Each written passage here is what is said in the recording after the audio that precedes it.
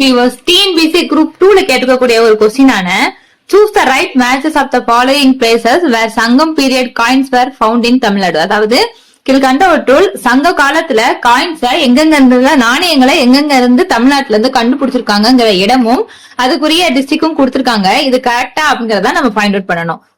தர்மபுரி, தோப்பூர், சேலம், கன்னியன்குட்டை, ஈரோடு, முக்கொம்பு, திருச்சி, வேம்பாவூர், அதாவது இந்த டிஸ்ட்ரிக்ட்ல இருக்க இந்த பிளேஸ்ல சங்க காலத்துல இருக்கிற நாணயங்களை கண்டுபிடிச்சாங்களா அப்படின்னு கேட்டிருக்காங்க.